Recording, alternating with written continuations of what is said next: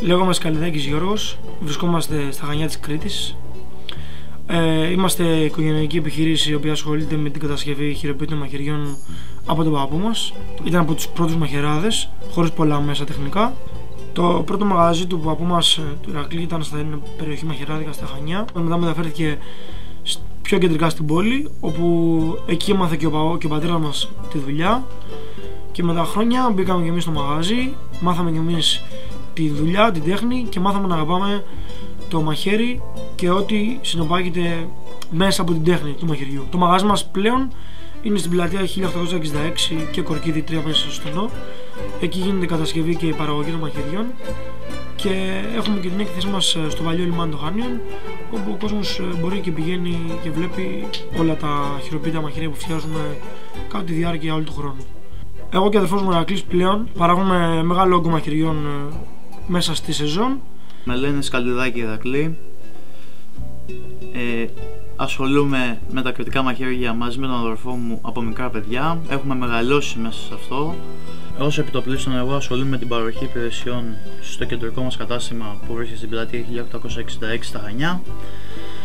Αγαπάμε την παράδοση και την τέχνη και συνεχίζουμε αυτό που μας δίδαξε ο πατέρας μας και ο παππούς μας. Αυτή τη στιγμή είμαστε στο εργαστήριο που φτιάζουμε πιο παραγωγικά και σε μεγαλύτερες ποσότητες τα μαχαίρια μας. Μπορούμε και το βρούμε και μαγαζιά σε χοντρική σε όλη την Ελλάδα και στην Κρήτη. Δημιουργούμε το κρητικό μαχαίρι και όχι μόνο το κρητικό μαχαίρι εκ του μηδενός. Δηλαδή παίρνουμε ατσάλι, ακατέργαστο, κυρίως από τις χώρες της Ευρώπης. Κατ' επέκταση με δικά μας σχέδια που έχουμε, βγάζουμε, τα αποτυπώνουμε πάνω στο μέταλλο. Από το μέταλλο φεύγει και συνεχίζουμε μια διαδικασία κατασκευής όπου περνάει από διάφορα χέρια λίανσης, μετά περνάει στο καμίνι ή στο φούρνο και από εκεί πέρα, ανάλογα τη μορφή που θέλουμε να δώσουμε, είτε με τη σφυριλάτιση είτε χωρίς σφυριλάτιση, καταλήγουμε σε ένα σχέδιο μαχαιριού και στη λαβή του. Η λαβή του μπορεί να δημιουργηθεί είτε από φυσικά υλικά όπως είναι το ξύλο, το κόκαλο του μοσχαριού, το κέρατο, είτε από κρητικά ζώα είτε εκτός όπως είναι τα ελάφια ή τα ζαρκάδια. Η καρδιά του μαχαιριού είναι η λεπίδα του, το ατσάλι δηλαδή. Τα ατσάλια χοντρικά χωρίζονται σε δύο βασικές οικογένειες. Η πρώτη οικογένεια και η πιο γνωστή από παλαιοδικούς χρόνους είναι τα μαύρα τσάλια που λέμε τα ανθρακούχα, και η άλλη πολύ μεγάλη οικογένεια είναι τα ανοξίδωτα. Τα ανοξίδωτα χρησιμοποιούνται πάρα πολύ στη βιομηχανική κατασκευή των μαχαιριών. Δηλαδή, αν τον κόσμο από τα μεγάλα εργοστάσια, οι μεγαλύτερες ποσότητες που βγαίνουν στο εμπόριο είναι ανοξίδωτα. Υπερτερούσε ένα μειονέκτημα απέναντι με τα μαχαίρια τα ανθρακούχα, τα οποία δεν οξυδώνουν. Αυτό βέβαια στα μαχαίρια τα ανθρακούχα είναι ο πυρήνος τους και η καρδιά τους, γιατί το να οξυδώνει σε σωστά πλαίσια ένα μαχαίρι είναι που του δίνει ζωή και ακονίζεται πιο εύκολα. Από εκεί πέρα πλέον έχουν ξαναβγεί στην επιφάνεια και τα δαμασκίνα μαχαίρια, τα οποία πάνε πολύ πίσω στον χρόνο. Εμείς πλέον έχουμε καταφέρει και κατασκευάζουμε τα δαμασκίνα μαχαίρια στο εργαστήριό μας σε ό,τι σχέδιο θέλουμε, κατά παραγγελία από κάθε πελάτη. Κατασκευάζουμε μαχαίρια από την αρχή έως το τέλος, από την πρώτη ύλη, και αγαπάμε την παράδοση βασικά, και συγκεκριμένα ασχολούμαστε ακόμα παραπάνω και με το παραδοσιακό κρητικό μαχαίρι της φορεσιάς. Το βασικό παραδοσιακό υλικό κατασκευής ενός κρητικού μαχαιριού για τη λαβή του είναι το κόκαλο. Είναι το κόκαλο του μοσχαριού.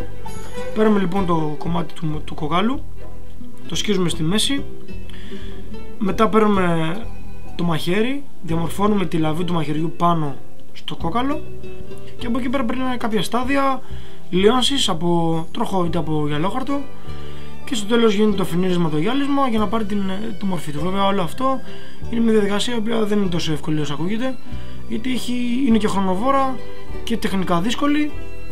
Μετά προχωράμε στην κατηγορία, η πιο γνωστή δεύτερη είναι το κέρατο. Χρησιμοποιούμε κέρατα είτε από κρητικούς κρυούς που λέμε. Κάνουμε την ίδια διαδικασία όπως ήταν και στο κόκαλο, δηλαδή προσαρμόζουμε τη λαβή του μαχαιριού πάνω στο κέρατο. Μετά είναι τα ξύλα, τα οποία κυρίως χρησιμοποιούμε ξύλα από κρητικές ελιές, γιατί είναι και παραδοσιακό υλικό, είναι και όμορφο. Πέρα από την τέχνη που πήραμε από τον παππού μας και τον πατέρα μας, το οποίο είναι το γνήσιο, το παραδοσιακό, το κρητικό μαχαίρι που φορούσαν οι οπλαρχηγοί στην Κρήτη, έχουμε εξελίξει τη δουλειά μας και πλέον ασχολούμαστε όχι μόνο με το κρητικό μαχαίρι, αλλά ασχολούμαστε με την οικογένεια του μαχαιριού, δηλαδή ό,τι συνεπάγεται γύρω από το μαχαίρι. Πολύ μεγάλος όγκος δουλειάς προέρχεται από τις ειδικές παραγγελίες και κάνουμε κατασκευές οι οποίες δεν είναι στο εμπόριο, δηλαδή εξειδικευόμαστε σε κατασκευές που δεν θα τις βρει ο άλλος σε μαγαζιά με επαγγελματικό εξοπλισμό. Καθημερινά μας φέρνει ο κόσμος τα εργαλεία του που θέλουν συντήρηση και αντί να το πετάξουν για να πάρουν ένα καινούριο, εμείς τους το κάνουμε καινούριο με το ακόνισμά μας. Είμαστε αντιπρόσωποι Κρήτης στην πολύ μεγάλη και γνωστή εταιρεία ιαπωνικών χειροποίητων μαχαιριών Kai, τα οποία εξειδικεύονται στο χώρο της κουζίνας σεφ. Και παράλληλα με αυτό διατηρούμε κατάστημα όπου ο σεφ μπορεί να αγοράσει ό,τι τον ενδιαφέρει γύρω από τη δουλειά του. Πλέον διατηρούμε και e-shop, όπου η διεύθυνση είναι kretaknives.gr. Μπορεί όλος ο κόσμος, είτε στην Ελλάδα είτε εκτός Ελλάδας, παγκόσμια, να μπει στο κατάστημα το ηλεκτρονικό, να αγοράσει οποιοδήποτε προϊόν θέλει και να το στείλουμε στο σπίτι του.